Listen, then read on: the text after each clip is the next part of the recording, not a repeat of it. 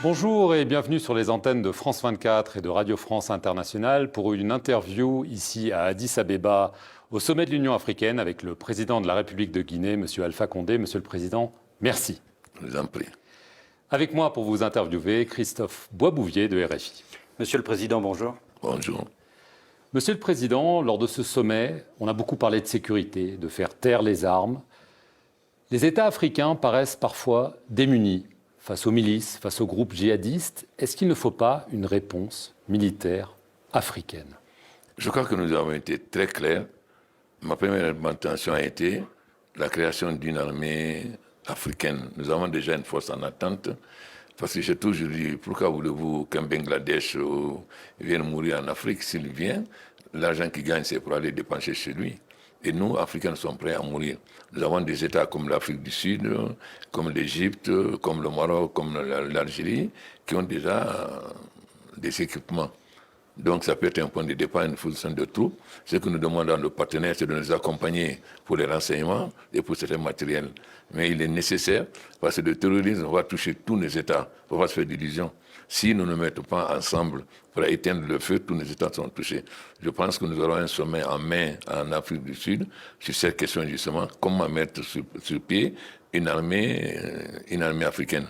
Parce que le président Macky a dit qu'il faut qu'on revoie à ce moment-là, c'est-à-dire qu'on nous autorise à avoir 4% de déficit, que ce 1%-là peut permettre de financer l'armée africaine. Je crois que nous sommes conscients aujourd'hui que pour mettre fin au terrorisme en Afrique, il nous faut nécessairement une armée africaine sous la responsabilité des Africains. Et nous aurons donc un sommet sur ça en mai. Pour sortir de la crise post-électorale en Guinée-Bissau, vous avez donné quelques jours à la Cour suprême de Bissau pour trancher, mais au vu des résultats provisoires, le favori c'est Sissoko Embalo, qui a eu des mots assez durs à votre égard ces dernières semaines. S'il passe, est-ce que vous ne craignez pas des relations compliquées entre vos deux pays? Moi, je ne m'occupe pas de ce que Sissoko dit. Donc, pour moi, c'est un non-événement. Mais les relations sont historiques entre vos deux pays. Les relations sont historiques et sont historiques. La Guinée-Bissau, c'est un régime parlementaire. Celui qui a le pouvoir, c'est le Premier ministre. Donc, nous continuerons à collaborer comme avant. Moi, je ne fais pas attention à ce que Embalo dit. D'abord, je n'ai même pas écouté, je n'ai pas lu, je ne fais pas attention à ce qu'il dit. Et c'est-à-dire que vous faites confiance à vos relations historiques avec le parti PAIGC? Je pense que les États africains, nous sommes des États voisins. Quel que soit le président qui est là, la Guinée continuera à avoir de bonnes relations avec ses voisins. Je veux en venir à l'annonce que vous avez faite récemment, celle d'un référendum pour une nouvelle constitution. Ça doit se tenir le 1er mars, le même jour que les élections législatives. Alors l'opposition affirme que c'est un stratagème visant à vous permettre de vous présenter pour un 3e mandat. Que leur répondez-vous? Vous savez, lorsque le CNT a été mis en place, j'ai fait une critique très dure. J'ai dit que vous pouvez avoir la cassette, que c'est des gens qui ont été choisis sans aucune base et que c'était illégal. Mais lorsque nous avons fait la réunion à Ouagadougou, il y a eu consensus que nous allons accepter pour sortir de la transition que le général Sekouba a promis la constitution, mais que le gouvernement qui viendrait doit faire une nouvelle constitution. Tout le monde était d'accord là-dessus. Mais quand moi je suis arrivé, j'ai dit que j'ai hérité d'un pays, pas d'un État. On les appelait aux États-Unis parce que, c'est-à-dire, on n'avait même pas eu encore le PPTE. Donc pour moi, la priorité n'était pas de faire une constitution, c'était d'abord de dresser le pays. Et la première réforme qui est c'est la réforme de l'armée. Vous pouvez discuter avec le Clément Mboulé. La révision de la constitution, la constitution actuelle, nous sommes obligés de la violer par les accords politiques. Et aujourd'hui, la constitution guinéenne doit répondre aux besoins du monde actuel. Par exemple, la parité entre hommes et femmes, la lutte contre les mutilations génitales, le mariage des filles avant 18 ans, et surtout le partage correct des ressources. Par exemple, aujourd'hui, nous consacrons 15% de tous les minières aux sous-préfectures. Nous voulons que ça soit constitutionnalisé, qu'il y ait un fonds pour la jeunesse, un fonds pour les personnes vulnérables. Maintenant, les élections, chaque parti est libre de présenter le candidat qu'il veut.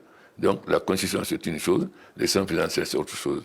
Demain, la mouvance peut vouloir me présenter comme présenter quelqu'un d'autre. Ce que les Guinéens n'acceptent pas, c'est cette démocratie à géométrie variable.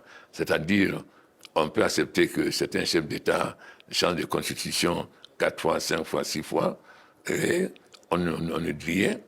Bon. Et pourquoi le cas de la Guinée poserait problème, alors que nous avons beaucoup d'autres cas où les chefs d'État ont fait 4 constitutions, 5 constitutions, 6 constitutions. Moi, j'ai gagné les élections en 93, tout le monde le sait. J'ai refusé la violence parce que j'ai dit que je ne suis pas venu pour gouverner les cimetières. J'ai été opposant, je n'ai jamais fait de violence. Depuis mon arrivée, l'opposition a tout le temps mis les gens dans la rue. Vous n'avez qu'à prendre de vos images. Depuis 2011, constamment. Donc, ce n'est pas la première fois. Donc, si nous voulons une condition moderne, qu'est-ce qui est plus démocratique qu'un référendum? Si le peuple, mais le Premier ministre anglais a fait un référendum, il a perdu. De Gaulle a fait un référendum, il a perdu. Il n'y a pas plus démocratique que si je passais par le Parlement, parce que c'est la majorité, on fait le référendum. Si le peuple est contre, il vote non. S'il est pour, il vote oui. Donc je ne vois vraiment pas là où il y a le problème, où il y a le stratagème. Puisque les gens ont la possibilité de mener campagne et s'ils sont majoritaires, le peuple votera non. La condition n'a rien à voir avec les élections présidentielles. Il s'agit de doter la Guinée d'une condition qui répond aux besoins actuels, notamment la défense de l'écologie. C'est une condition à la fois où il y a la parité, où il y a la défense de l'écologie, il y a la protection des personnes vulnérables, particulièrement les jeunes, et il y a une juste répartition des revenus de l'État. C'est ça la Constitution. Maintenant, l'opposition est libre de mener la campagne qu'il veut. Moi, je ne m'intéresse pas à ça. C'est le peuple guinéen. Le peuple guinéen est juge de ce que nous faisons.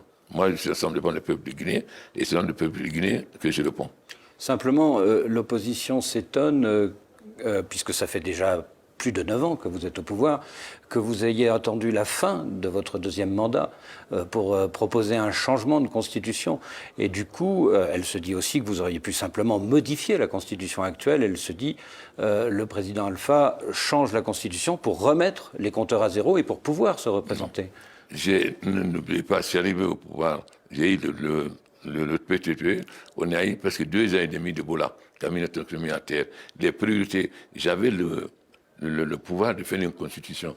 Mais est-ce que la préoccupation des Guinéens, c'était une constitution ou d'abord de redresser le pays? Quand je suis arrivé, il n'y a pas d'hôtel, il n'y a pas de courant, il n'y a pas de route, etc. Le niveau de vie était très bas, etc. Est-ce que la préoccupation des Guinéens, c'était quoi? C'est d'avoir un État. Mais ensuite, il faut donner à la nouvelle génération une véritable constitution. Cette constitution est bâclée. C'est des groupes qui ont fait une constitution à leur mesure. Et je l'ai critiqué bien avant l'élection. Donc, que je fasse avant ou maintenant, ça ne change rien. D'autant plus que la constitution autorise le président, après consultation du président de l'Assemblée, à proposer au peuple une nouvelle constitution. Donc, je ne vois pas en quoi, si je le fais en 2015 ou en 2016, mais ça ne change rien.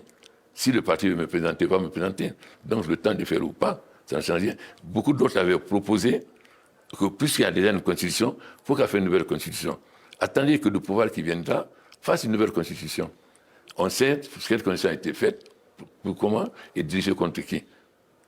Et au fond, les opposants qui ont dirigé ce pays, qui ont été les premiers ministres, viennent me considérer comme une parenthèse pour revenir à la gestion ancienne.